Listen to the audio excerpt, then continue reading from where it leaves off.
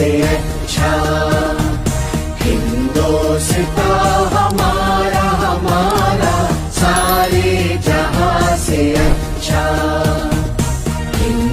وعلیکم السلام ورحمۃ اللہ وبرکاتہ. ارے ثانیہ بہن برتن لے کر اتنی جلدی کہاں جا رہی ہو؟ ارے فاطمہ بہن آج 10 دن کے بعد میلہ ہے اسی لیے جلدی پانی بھرنے جا رہی ہوں. ارے باجی اتنی بھی کیا جلدی ہے، ذرا دوپٹہ تو صحیح کر لو. میں دوپٹہ کیسے صحیح کروں، کیا تمہیں گلے میں دکھائی نہیں دے رہا؟ ارے باجی دوپٹہ صرف گلے میں ڈالنے کے لیے نہیں ہوتا بلکہ سر کو ڈھکنے کے لیے ہوتا ہے. چل چل بڑی آئی دادی بن کر نصیحت کرنے کو.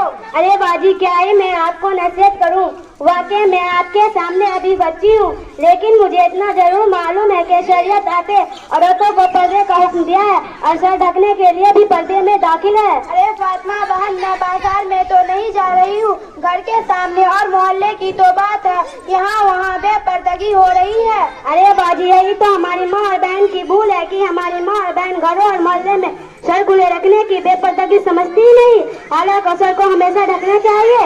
ارے فاطمہ بہن گھر میں کون آ رہا ہے جو ہر وقت سر کو باندھے رکھوں؟ ارے باجی ان میں سے بہت سارے مرد آتے ہیں جن سے پردہ کرنا ضروری ہے، جبکہ دیور، چاچا جات بھائی، پھوپھا جات بھائی، ماموں جات بھائی، خالہ جات بھائی، ان سب رشتے داروں کے سامنے ہماری ماں اور بہنیں کی سر کھلا رہتا ہے اور کاندھے پر بازو بھی کھلا رہتا ہے.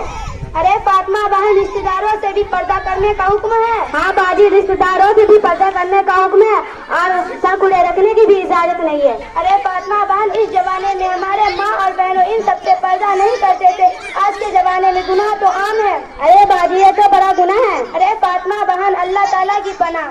باجی ایک مرتبہ ہمارے نبی حضرت محمد صلی اللہ علیہ وسلم نے پردے کا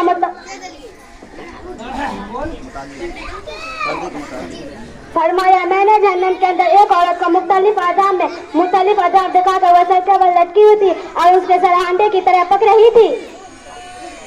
ارے فاطمہ بہن وہ چنمن کی بھی بہو آئی ہوئی ہے، وہ کتنی خطرناک ہے، کیسے کیسے پھرتی ہے، کپڑے بھی چھوٹتا، سر بھی کھلا رہتا ہے، کسی سے بھی بات چیت کر لیتی ہے. آپ صلی اللہ علیہ وسلم کی پیاری بیٹی حضرت فاطمہ رضی اللہ عنہا نے پوچھا ابا کیا آڑوں نے محرم سے سر کے بل چھپائی نہیں کرتی تھی اور بے پردگی کی وجہ سے عذاب ہو رہی تھی؟ ارے ہاں فاطمہ بہن ہمارے پیارے حضرت مصطفیٰ صلی اللہ علیہ وسلم نے بھی بہت اونچا مقام عطا فرمایا ہے. ارے باجی ایک بات آپ سنیں، آپ صلی اللہ علیہ وسلم نے پردے کا متعلق فرمایا جو عورت بال میں کنگھی کرتی ہے، کنگھی میں جو بال آتا ہے اسے باہر نہ پھینکے، یا دفنا دے یا جلا دے. عورت کو گری ہوئی بال کی سرعان بھی فراخت کرنے کی سرعان بھی اجازت نہیں ہے.